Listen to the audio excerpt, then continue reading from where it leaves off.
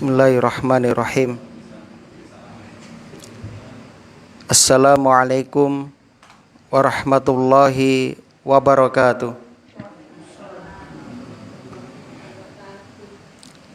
Innal hamdalillah nahmaduhu wa nasta'inuhu wa nastaghfiruh wa na'udzu billahi min syururi anfusina wa sayyiati a'malina.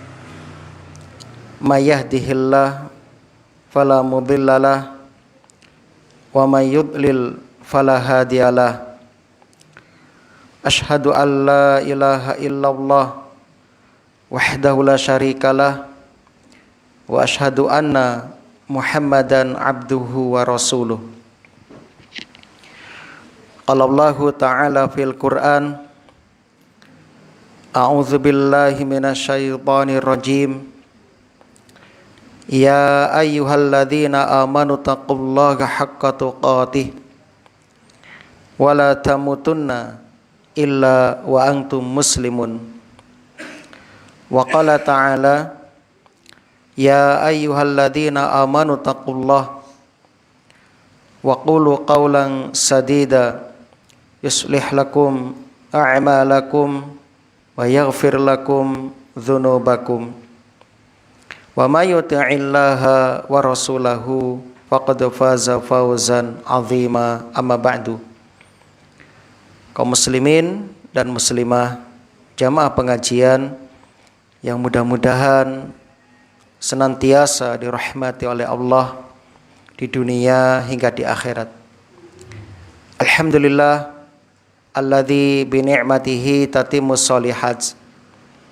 Segala puji bagi Allah yang dengan nikmatnya kebaikan-kebaikan hamba dapat terlaksana. Kita bersyukur kepada Allah di malam hari ini kembali kita dimudahkan oleh Allah untuk dapat menghadiri taman-taman surga. Mudah-mudahan kehadiran kita kelak menjadi saksi yang akan memberatkan timbangan amal soleh kita. Amin ya rabbal alamin. Tak lupa pula kita berdoa mudah-mudahan ilmu yang kita pelajari menjadi ilmu yang bermanfaat. Allahumma anfa'na bima 'allamtana wa 'allimna ma yanfa'una wa zidna ilman. Salawat ma'assalam mudah-mudahan senantiasa tercurah limpahkan kepada Nabi kita Muhammad sallallahu alaihi wasallam, kepada keluarga dan juga para sahabatnya radhiyallahu anhum ajma'in. Allahumma shalli wa sallim wa barik ala nabiyyina Muhammad wa ala alihi wa ashabihi wa man tabi'ahum bi ihsanin ila yaumiddin. Alhamdulillah, Ramadan sudah hampir tiba. 2 bulan lagi tamu agung yang kita harap-harapkan kehadirannya selama ini sudah hampir tiba. Sekarang sak menika kita sampun melebet wonten ing sasi Rajab utawi Recep terus tiyang Jawi. Bulan Rajab termasuk salah setunggalipun bulan haram, bulan yang dimuliakan. Dalam 1 tahun ada 4 bulan haram, 3 berurutan, 1 terpisah. Dzulqa'dah, Dzulhijjah, Al-Muharram atau Muharram, dan Rajab.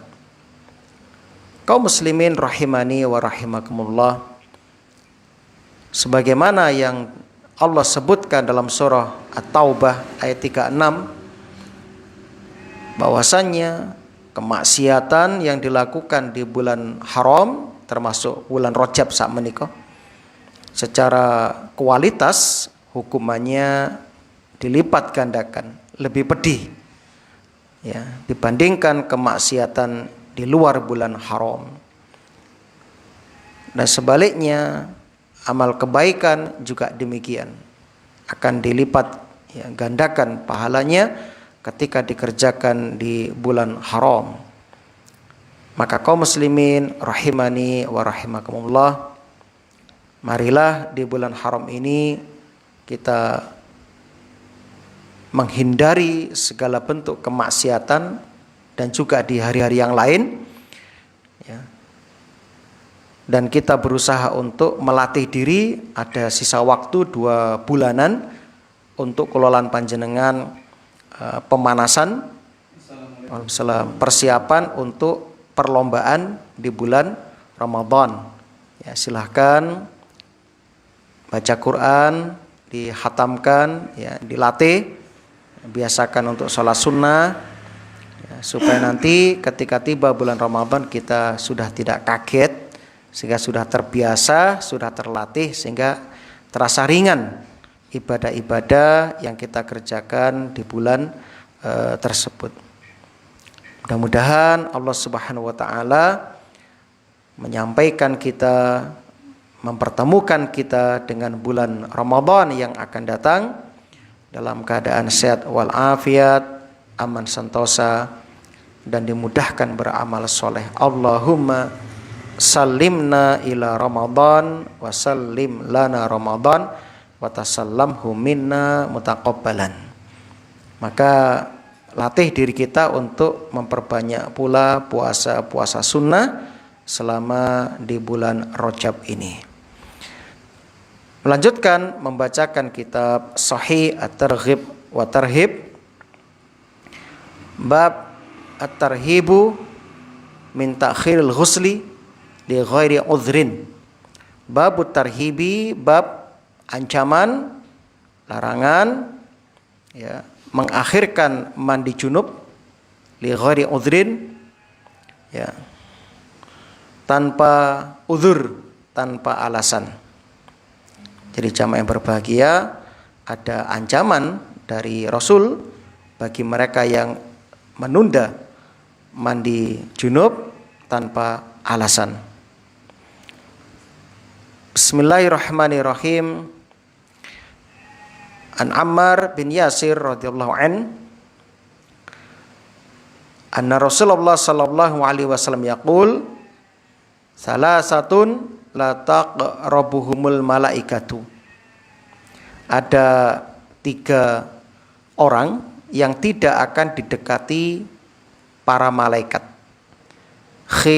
Jifatul kafir, bangkai orang kafir, wal mutadammihu bil khuluq, orang yang berlumuran minyak wangi khuluq, wal junubu, dan orang junub, illa ayatawaddoa, kecuali jika dia berwudu. Jamaah rahimani wa rahimakumullah, hadis ini derajatipun hasan li ghairihi, riwayat Abu Dawud, dan berdasarkan sanad-sanad yang ada derajatnya menjadi hasan li ghairihi.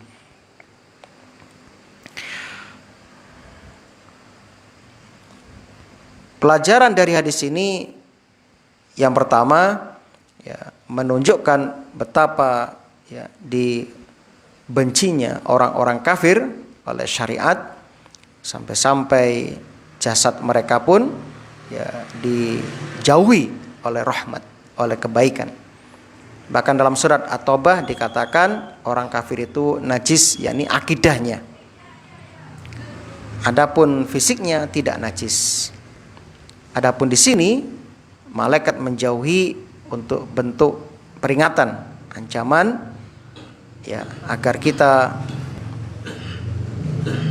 dijauhkan, dihindarkan dari hal tersebut. Dari hal tersebut. Yani jangan sampai kita itu, ya, tertimpa fitnah kekufuran. Tuh. Kemudian pelajaran berikutnya, larangan bagi laki-laki memakai parfum khusus para wanita, yakni khuluq. Ini warnanya kuning, ya. Kalau zaman dulu, ya. Kalau sekarang itu kayak sejenis parfum dari Yaman itu, ada di online itu, ya. Nanti jamaah bisa cek ya di Google kayak apa parfum kecil itu kan, ada warnanya, nanti bekas di kulit kalau dipakai, ada sisanya ya. Itu jamaah yang berbahagia. Jadi laki-laki tidak boleh menyerupai ciri-ciri wanita, memakai pakaian khusus wanita, maka akan dilaknat. Meniru penampilan wanita, ya, maka akan dilaknat. Masya Allah ya. Jadi kita diberi arahan oleh Islam supaya memiliki jati diri yang khusus. Laki-laki ya harus tampil sebagai laki-laki, perempuan sebagai perempuan. Ya. Kalau tidak mengindahkan ini, lihatlah yang terjadi sekarang. Ya, banyak laki-laki berpenampilan seperti bahkan ada perempuan operasi ingin jadi laki-laki, ada laki-laki operasi jadi perempuan, transgender. Ini dilaknat ya oleh Allah, oleh Rasulullah ya sallallahu alaihi wasallam. Pelajaran berikutnya ya, menunda mandi junub tanpa udzur tidak diperkenankan. Tidak diperkenankan. Ya.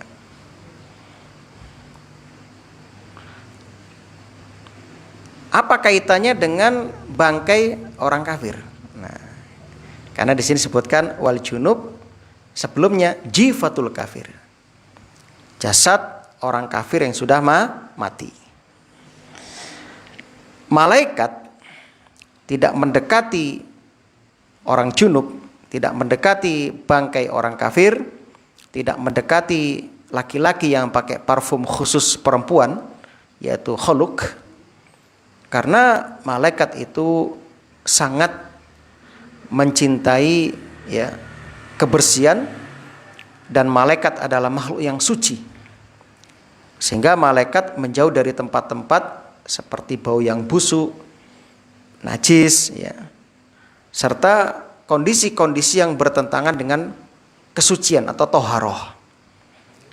Mila menika nalika wonten jamaah mantun dahar bawang atau pete atau makanan yang baunya tidak sedap, atau habis ya menghisap sigaret misalnya, mantun ngerokok ya, moro ikut jamaah.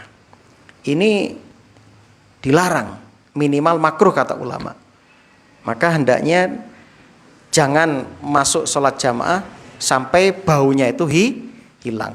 Nanti bisa menyakiti jamaah yang lain, juga mengganggu jamaah yang lain, serta menyakiti malaikat, mengganggu para malaikat, tidak mendekat kepada kita. Maka dianjurkan pula sebelum baca Quran kita bersiwak, kita menggunakan sikat gigi biar tidak mengeluarkan aroma yang tidak sedap. Sebab malaikat itu akan mendekat kepada mulut orang-orang yang membaca Quran dan akan ya, memasukkan bacaan Quran ke dalam mulutnya.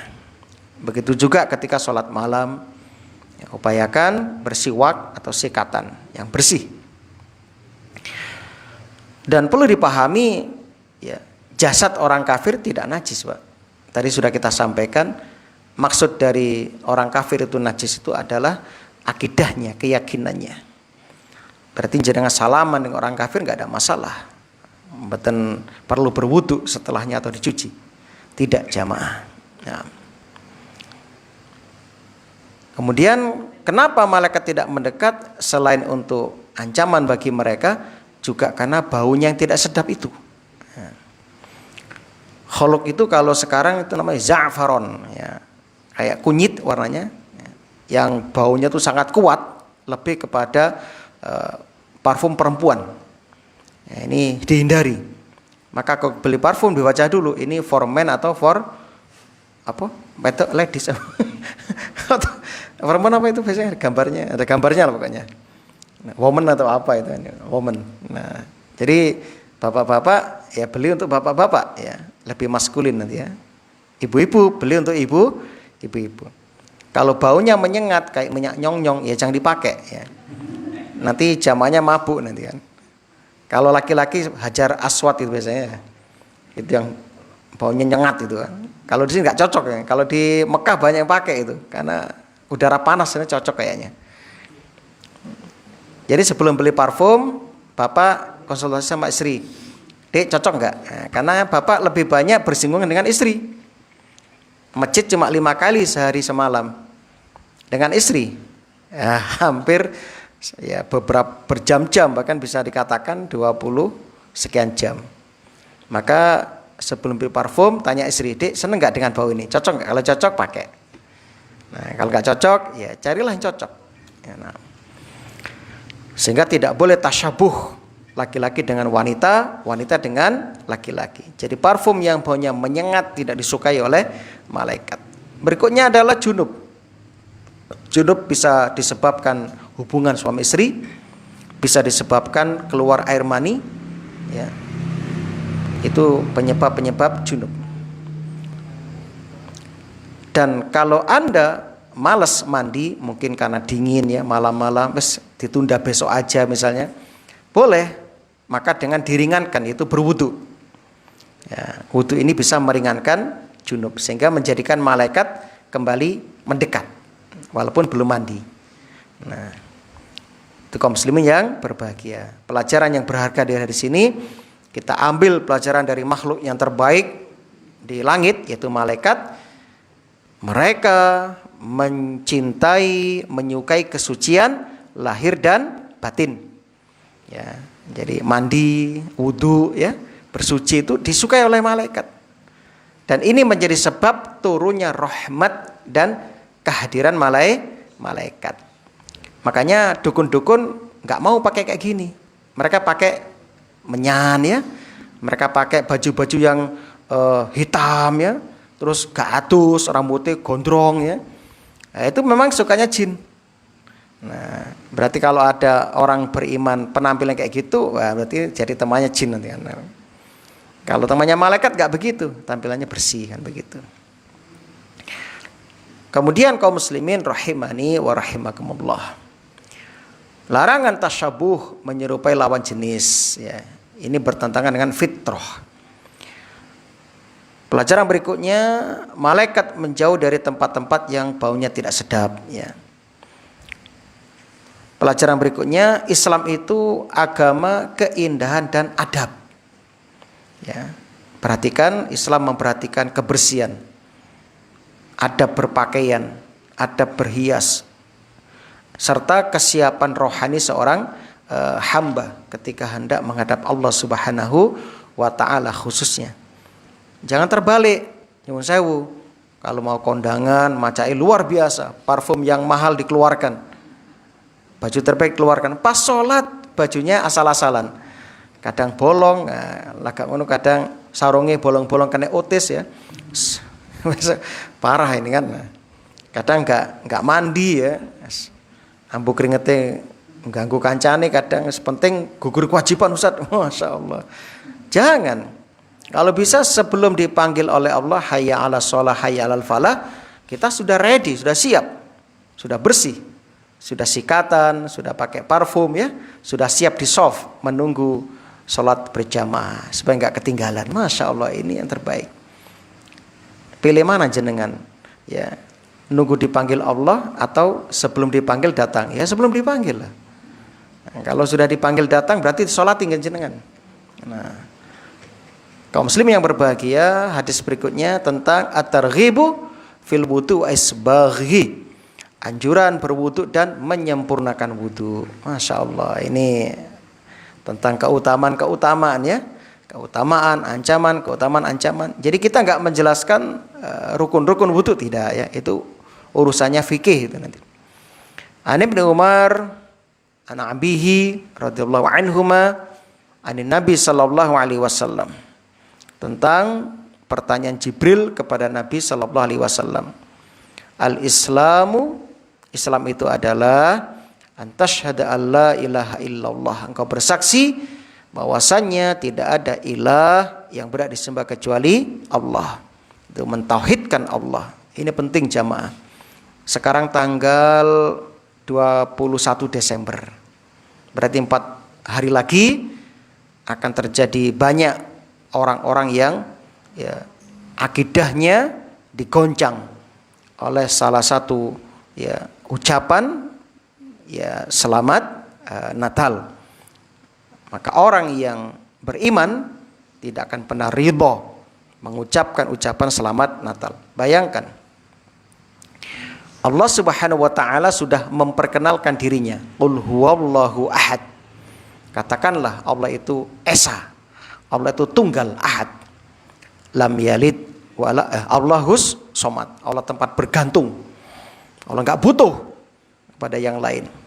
Kita yang butuh. Makhluk yang butuh marang Gusti Allah. Ada yang berani mengatakan, Ustadz, saya sudah enggak butuh karunia Allah. Saya sudah enggak butuh lagi dengan rahmat Allah. Saya enggak butuh dengan rezeki Allah. Enggak ada. Semuanya makhluk itu butuh kepada Sang Khalik Allah. Dan Allah itu lam yalid walam yulad, tidak melahirkan, tidak beranak dan tidak dilahirkan, tidak diperanakkan. Itu akidah kita jamaah, lam yalid walam yulad. Lah kok tiba-tiba ada orang mengatakan ya selamat Natal, artinya selamat atas kelahiran Tuhan selain Allah. Jangan jamaah. Dalam Al-Quran surat Maryam, takadus samawatu yatafattarna minhu wa tanshaqqul ardu wa takhirul jibalu hadda. Hampir-hampir langit pecah, bumi terbelah, gunung meledak hancur, anda'u lirrahmani walada, disebabkan mereka mengatakan Allah punya anak. Naudzubillah. Allah enggak butuh anak, Allah enggak butuh pasangan, Allah itu tunggal, Allah itu esa, ahad. Ya. Dan semuanya bergantung kepada Allah. Dan ingat, walam yakullahu kufuwan ahad. Tidak ada sesuatu yang sebanding, sekufu dengan Allah. Enggak ada. Enggak ada yang sebanding dengan Allah dalam menciptakan langit dan bumi, dalam memberi rezeki, memberikan kebaikan, menolak keburukan. Ya, Masya Allah. Ya. Makanya Allah menantang dalam surat Luqman. Ya. Hadza khalqullah fa'aruni madza khalaqal ladzina min duni. Ini loh ciptaanku, kata Allah. Nah, sekarang tunjukkan mana hasil ciptaan Tuhan-Tuhan yang disembah selain Allah itu, mana? Mereka enggak bisa menciptakan nyamuk, enggak bisa menciptakan ya yang lebih kecil dari nyamuk atau yang lebih besar kayak lalat, enggak bisa. Dan enggak akan pernah bisa. Ya, jadi tidak ada yang sekufu dengan Allah. Maka prinsip kita, lakum dinukum waliyatin, bagimu agamamu, bagiku agamaku, bagimu akidahmu dan akidahmu, silahkan. Adapun bagi saya, akidah saya lam yalid walam yulad. Maka kita tidak mengucapkan selamat ya kepada mereka. Kalau ada orang mengucapkan selamat, itu namanya toleransi kebablasan. Toleransi bukan kolaborasi, toleransi bukan kebablasan, toleransi bukan melanggar batas-batas syariat. Tapi toleransi hanya sekedar kita tidak mengganggu mereka dalam menjalankan akidah, keyakinan mereka. Itu jamaah yang berbahagia. Naam. Wa anna Muhammadan Rasulullah, dan Muhammad adalah utusan Allah. Wa an tuqimas shalah, engkau hendaknya mendirikan salat, wa tu'tiyaz zakah, menunaikan zakat, wa tahujja wa ta'tamir, engkau berhaji dan engkau berumrah, wa taghtasila minal janabah, engkau mandi junub, wa an tutimmal wudu, engkau menyempurnakan wudu. Nah ini wudu itu jangan asal-asalan ya. Harus betul-betul diperhatikan, sebab ini menentukan keabsahan sholat kita. Ya, ada lagi viral sekarang, Abah Aos mengatakan songkok selain merah putih nggak sah sholatnya. Masya Allah, ini dari mana ini? Ya, ini orang ngawur itu. Terus dia ngomong lagi di ceramahnya, kalau ingin paham alasan kenapa sholat pakai selain songkok merah putih tidak sah, tinggalkan sholat dulu katanya, nggak boleh sholat. Masya Allah. Ini aliran sesat ini. Ngono ya dibiarkan nih umat semakin resah. Ngono ya akeh pengikuti. Nauzubillah min dzalik. Ini belum dajjal yang muncul ya. Sudah banyak yang tertipu. Bayangkan dia mengatakan ya, haram hukumnya membantu Palestina, Masya Allah. Dan orang yang sholat di Masjid Nabawi itu orang munafik katanya. Nauzubillah. Dan umroh tidak di Mekah, tapi umroh di mana? Eropa. Di Roma. Masya Allah, ini ajaran ini kita pengikut banyak itu. Masya Allah ya. Nah, ini fitnah akhir zaman. Perhatikan, wudu itu menentukan sah tidaknya sholat, sebab ini syarat ya. Syarat sahnya sholat. Jangan sampai ada ya, sebesar mata uang dari anggota wudu kita yang enggak tersentuh oleh air wudu. Misalnya ini yang paling banyak ya, saya perhatikan orang-orang itu kalau pas nyuci kaki kadang tidak diperhatikan apa tuh tumit ya di belakang itu, tumit polok ya, di bawah polok kan tumit ya, itu kadang tumitnya nggak kena air, dilewati aja ya. Ini dulu Nabi pernah teriak-teriak ya, Nabi jarang teriak kecuali darurat. Wailul lil aqab minan nar, kata Nabi. Ada orang-orang itu celaka, tumit-tumit ya, dari api neraka. Ternyata Nabi melihat ada orang wudu, ada sebesar mata uang itu tidak tersentuh air wudu. Ya, Masya Allah. Wa tasuma Ramadan, dan berpuasalah di bulan Ramadan. Ya. Qala, orang tadi berkata, Jibril berkata, fa idza fa'altu dzalika fa ana muslim, maka apabila aku sudah melakukan itu maka berarti aku muslim. Qala na'am, qala sadaqta, ya betul engkau benar. Nah, ada sini sahih riwayat ya Ibnu Khuzaimah dalam kitab sahihnya jilid 4 halaman 597. Alhamdulillah, yang kita ambil poin adalah wa taghtasila minal janabah dan wa antutimmal wudu. Nah, ini kita bahas. Jadi kita dianjurkan untuk memperhatikan mandi jinabat, mandi besar. Kalau nggak ada uzur jangan ditunda-tunda. Ini bagian dari syiar Islam. Terus sempurnakan wudu ya. Dan apabila musim dingin jenengan tetap bisa menyempurnakan, pahalanya besar. Pahalanya berlipat-lipat. Ya. Karena Rasul mengatakan idzamul jaza ma'a idzamil bala. Besarnya balasan pahala sesuai dengan besarnya ujian. Nah, orang ketika musim dingin kan aras-arasan sampai wudu, tapi jenengan bisa melawan itu, tetap menyempurnakan wudunya, maka Anda mendapatkan pahala yang sempurna dan berlipat. Nah, sama puasa di musim normal dengan puasa di musim panas, pahalanya beda. Pahalanya beda. Ya. Itu jamaah yang berbahagia. Semakin berat ujiannya, maka semakin besar pula pahalanya. Itu saya kira penekanannya. Hadis berikutnya, inna ummati, sesungguhnya umatku yud'auna yaumal qiyamati ghurran muhajjalin min atharil wudu.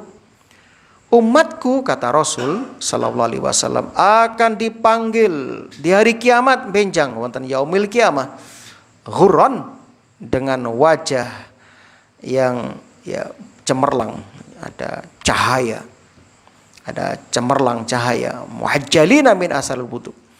Ya, di wajahnya ada cahaya dari bekas wudu, di kakinya ada cahaya dari bekas wudu, di kepalanya ada cahaya bekas wudu, tangannya ada cahaya bekas wudu. Jadi semua yang kita cuci dengan wudu itu akan cemerlorot ya, bersinar cemerlang.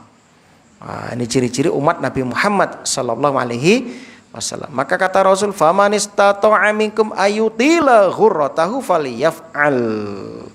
Barang siapa yang sanggup, yang mampu memanjangkan sinar putih wajahnya, maka hendaknya dia melakukannya. Rawahu Al-Bukhari dan Muslim. Al-Bukhari nomor 136, Muslim nomor 246. Masya Allah. Di sini nggak perlu dijelaskan panjang lebar, jamaah sudah dong, sudah paham, sudah nyantol ya. Jadi ciri-ciri umat Nabi Muhammad itu ada bekas air wudhu di akhirat nanti. Kelihatan nanti semuanya. Wah. Semakin mereka melebihkan dari yang pokok, ya, kan wudhu yang wajib kan ini, siku harus kena air. Tapi kalau dilebihkan boleh. Ya. Kaki juga begitu, yang pokok kan mata kaki itu harus kena air. Mau dilebihkan bagus. Ya. Nggak ada masalah. Yang penting jangan boros menggunakan air. Itu kaum muslimin yang berbahagia. Kita lanjutkan.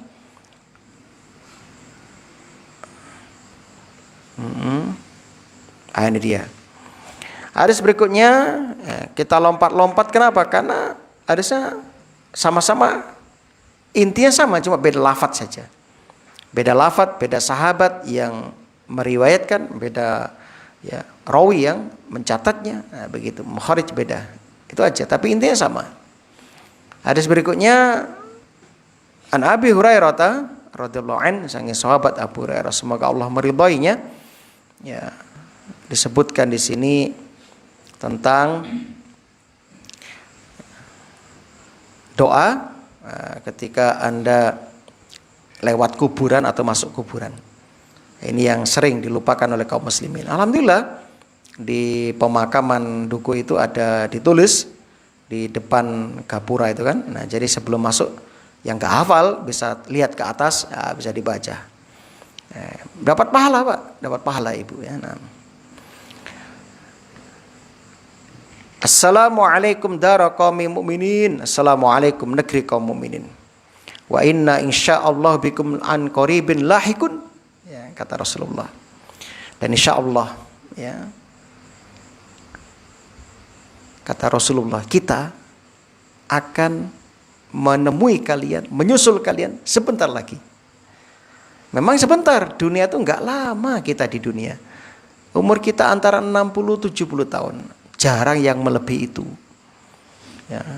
Umur umat ini adalah standarnya umur Nabi. Ya, Nabi itu meninggalkan umur 60 tahun. Kalender apa itu? Kalender Masehi ya. Dan 63 tahun kalender Hijriah. Itu kaum muslimin. Jadi wa inna insyaallah bikum an qaribin lahikun. Ini salah satu lafaz dari doa masuk kubur. Karena ada beberapa lafaz ya. Jadi enggak usah kaget nanti kalau ada beberapa macam bacaan. Termasuk bacaan-bacaan sholat itu juga ada beberapa model bacaan. Ini namanya ikhtilaf tanawwu', perbedaan yang ya diizinkan dalam syariat dan kita dianjurkan untuk menghafal semuanya supaya tidak hilang sunnah-sunnah itu. Ya, misalnya bacaan iftitah atau istiftah dalam sholat. Yang Nabi contohkan itu yang sumbernya sahih, valid ya, dan bisa diamalkan. Itu ada beberapa bacaan, ya, ada beberapa bacaan. Jadi kalau jenengan nanti mendengarkan ada saudara kita membaca dengan model bacaan yang begini, model yang seperti ini dan seperti itu, jangan disalahkan. Ya, ada untuk sholat fardu disebutkan dalam hadis ada 9 model bacaan. Untuk sholat malam Nabi pernah contohkan 3 model bacaan. Jadi masing-masing ada hadisnya. Dan itu bisa diamalkan satu persatu. Nah, itu jamaah. Naam. Wadidtu, aku ingin anna qad ra'aina ikhwanana. Kata Rasul, aku sangat ingin bertemu dengan saudara-saudara kalian. Qalu awalasna ikhwanaka ya Rasulullah, bukankah kami saudara kamu, saudaramu ya Rasulullah, saudara jenengan ya Rasulullah. Qala antum ashabi, kalian tuh sahabat-sahabatku.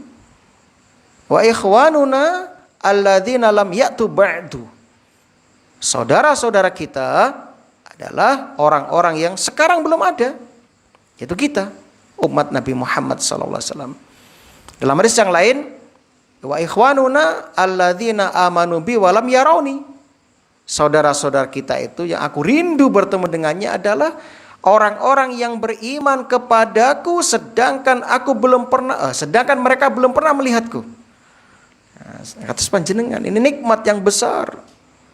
Abu Jahal melihat Nabi mulai dari kecil sampai Nabi dewasa, didakwai Nabi enggak iman.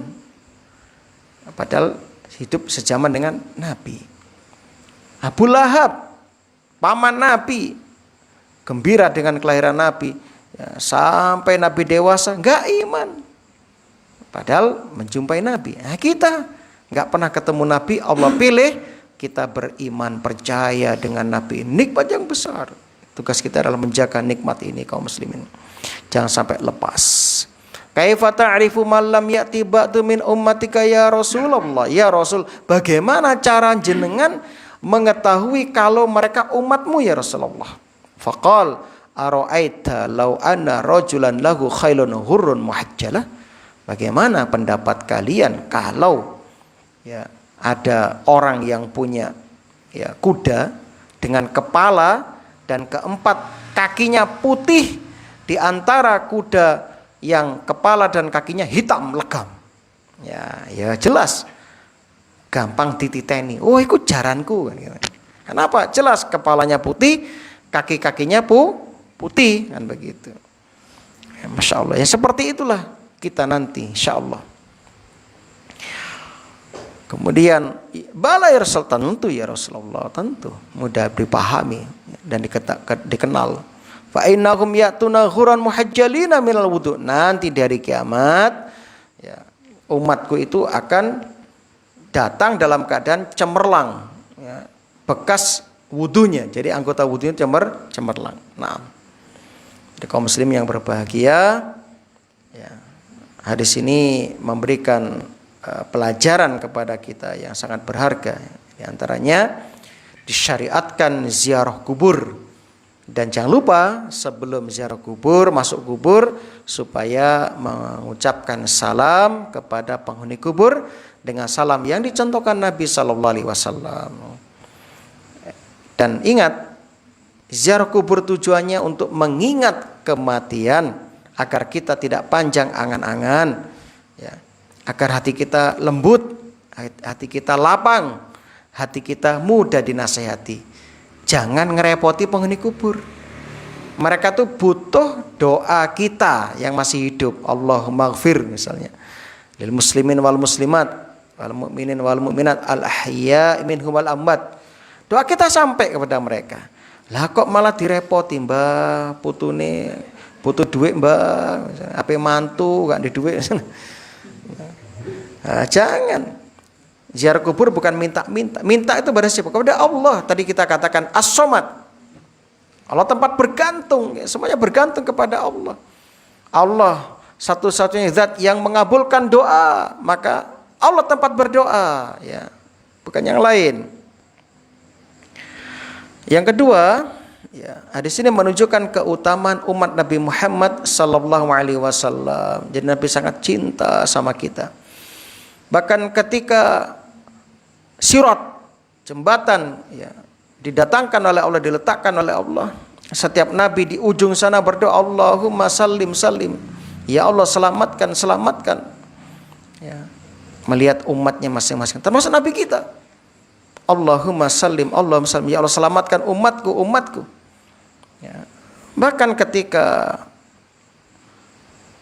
hari hisab pertama kali dimulai setelah ya, bertahun-tahun manusia berdiri padang mahsyar, ya, mereka datang kepada Nabi Adam, Nabi Nuh, Nabi Ibrahim, Nabi Musa, Nabi Isa, minta syafaat uzma agar hisab disegerakan. Gak ada yang sanggup kecuali satu, Rasulullah Sallallahu Alaihi Wasallam. Setelah Rasul sujud, ya, Allah perintahkan, ya Muhammad irfa' ra'sak, angkat kepalamu, sal, mintalah.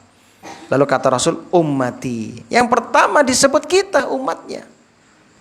Rasul sangat sayang sama kita. Lah kok kita sama Rasul, naudzubillah, ya, malah wani sama Rasul. Yang tidak Rasul ajarkan, dilakoni. Yang Nabi contohkan, jelas-jelas Nabi ajarkan, ditinggalkan. Ngono ngaku cinta sama Rasul, berarti cintanya bohong ini kan.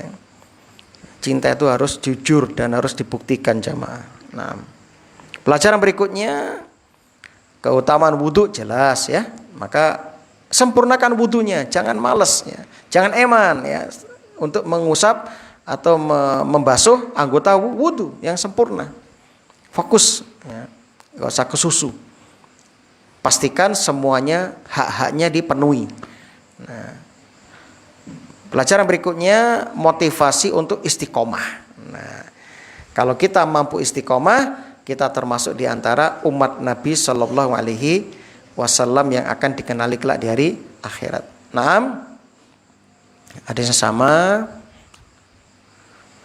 ini juga sama. Kita lanjutkan, sama. Kesimpulan sama. Ini ada hadis berikutnya, ini beda. Jamaah berbahagia, dari sahabat Abu Hurairah radhiyallahu anhu, Nabi bersabda, idza tawaddu al-abdu, apabila seorang hamba berwudu, ya, hamba muslim berwudu, awil mukmin atau mukmin berwudu, ya, fa ghassala wajhah, lalu dia membasuh wajahnya, wa kharaja min wajhihi kullu khati'ah, luntur, berguguran, keluar dari wajahnya kesalahan atau dosa, nazara ilaiha bi'ainaihi ma'al ma', yang dilakukan oleh matanya, ya, akan luntur dosanya bersama dengan tetesan air itu. Nah, jadi kita kan nggak sempurna ya, dan jelas nggak akan pernah sempurna. Ya, maka pasti kita terkadang-kadang pas keluar rumah, ya lirak-lirik lah kadang-kadang. Ya, enek apa wanita cantik ya kadang sik diperhatikan kan, ono rondo menor ya, wayu ya sik dilirik ya. Itu kan dosa. Buka HP juga begitu ya. Yang perempuan juga sama ya. Saya kadang-kadang lihat di mahasiswi kami itu di HP-nya tuh pemain drakor ya, drama Korea tuh. Sopo iki? Oh, Ustaz tahu aja. Oh, terus mbok dikene HP-mu. Nah, Ustaz tokoh ya, idola saya. Oh, idola kok wong kafir rek. Rasulullah bersabda, anta ma'a man ahbabta. Kamu di akhirat akan dikumpulkan dengan orang kamu cintai. Lah idolamu wong kafir. Wong kafir di mana tempatnya? Di neraka. Berarti nang dia wong ben. Gitu Ustaz. Iya, dihapus ganti. Wah. Nah, itu. Jadi banyak tokoh-tokoh anime ya kan, jadi idola anak-anak sekarang. Tokoh-tokoh game itu kan. Mereka lebih hafal tokoh-tokoh superhero daripada tokoh-tokoh nyata. Seperti sahabat, 10 sahabat dijamin masuk surga, dan para pejuang Islam. Nah, coba tanya kepada mereka. Jarang yang bisa menjawab.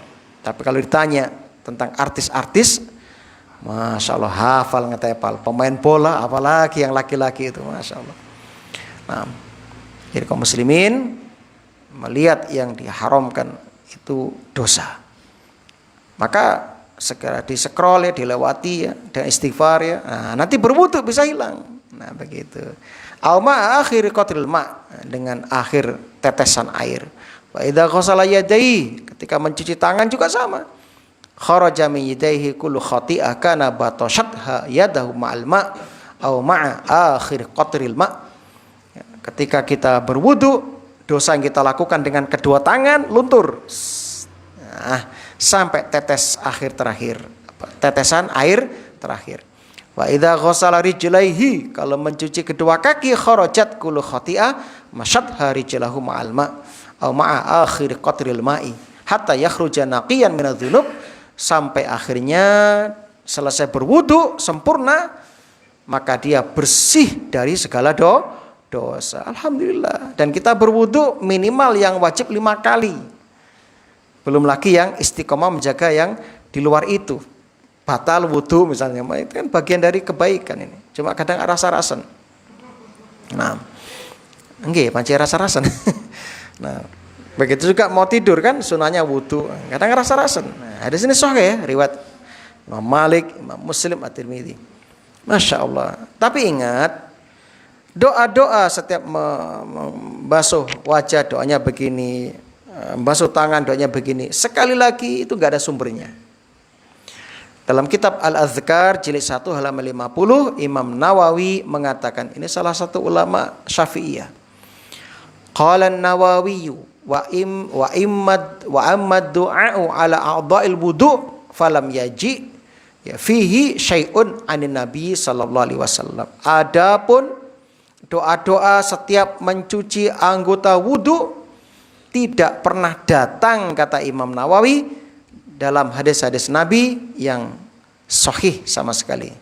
Ya, mungkin ada yang masih hafal ya, atau masih mengamalkan. Itu tidak ada hadisnya yang sahih yang datang, kata Imam An-Nawawi. Ya, itu jamaah yang berbahagia. Jadi ya nggak usah diamalkan ya. Anda baca doa yang betul-betul diajarkan Nabi. Itu jamaah yang berbahagia. Taib, alhamdulillah. Mudah-mudahan ya ini bermanfaat ya. Nah, rampung. Mungkin ada yang mau ditanyakan. Kalau bisa kita jawab ya. Kalau nggak bisa ya kita carikan jawabannya insya Allah. Nggih.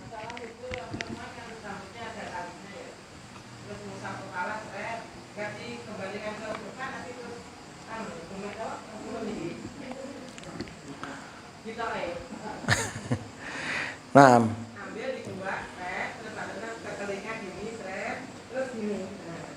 nggih. Nggih. Jamaah yang berbahagia ya. Wanita yang rambutnya panjang ya, yang tidak digelung apa namanya? Ya, diuraikan. Ketika berwudu itu bagaimana? Ya, kan aturannya dalam hadis itu kan kedua tangan itu dijalankan dari depan ke belakang, ditarik lagi ke depan kan begitu. Nah sekarang bagaimana untuk wanita yang rambutnya panjang nggak digelung misalnya kan? Kan kesulitan kan? Kesulitan. Nah, ini bagaimana? Nah, jamaah yang berbahagia ya. Kalau kita melihat kepada hadis-hadis tentang cara wudhu Nabi, di antaranya riwayat Bukhari dan Muslim ya, Nabi itu mengajarkan wudhu ya, cuma sekali kepada sahabat-sahabat laki-laki, dan Nabi mengatakan ya ini berlaku bagi laki-laki perempuan. Dalilnya hadis Abu Dawud, Anisa syaqaiqur rijal. Jadi laki-laki itu adalah saudara kandung perempuan itu saudara kandung laki-laki dalam syariat. Kecuali khusus perempuan kayak haid misalnya, jilbab misalnya, pasti lafadznya beda.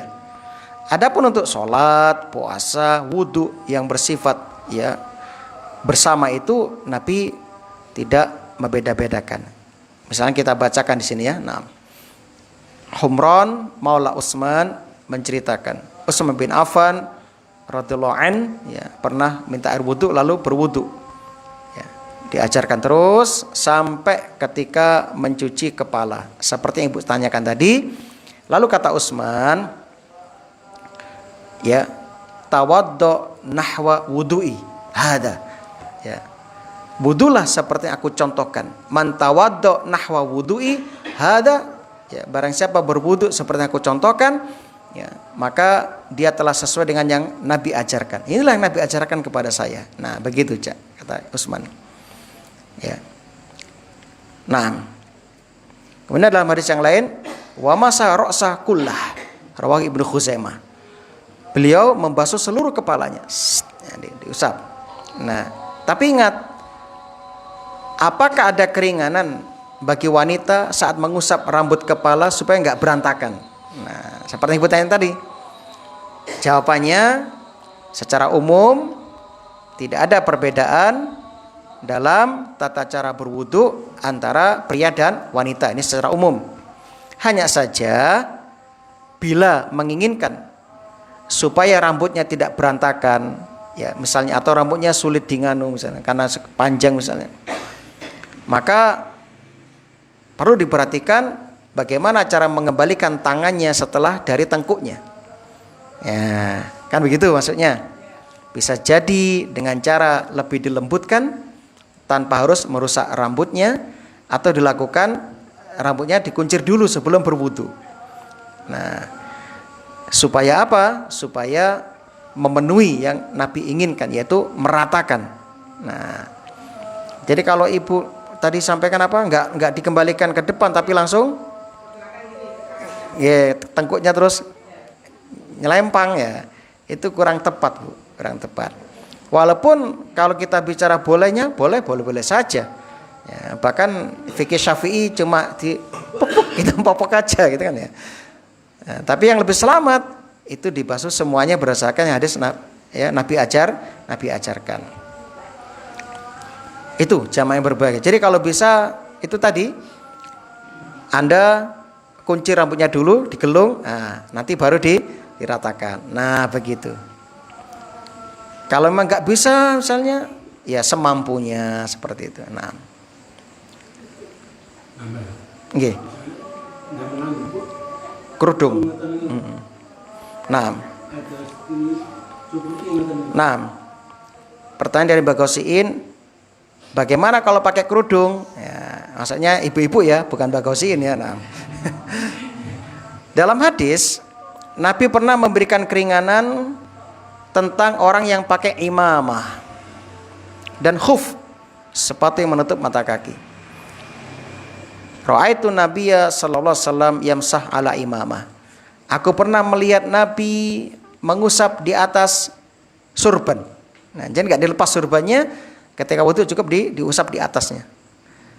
Dalam hadis yang lain riwayat Muslim, masa alal khufain wal khimar. Nabi pernah mengusap di atas khuf dan khimar. Khimar itu apa? Kerudung, kayak kerudung penutup kepala. Ya, sejenis ya, imamah. Kalau laki-laki, perempuan ya khimar, yaitu apa?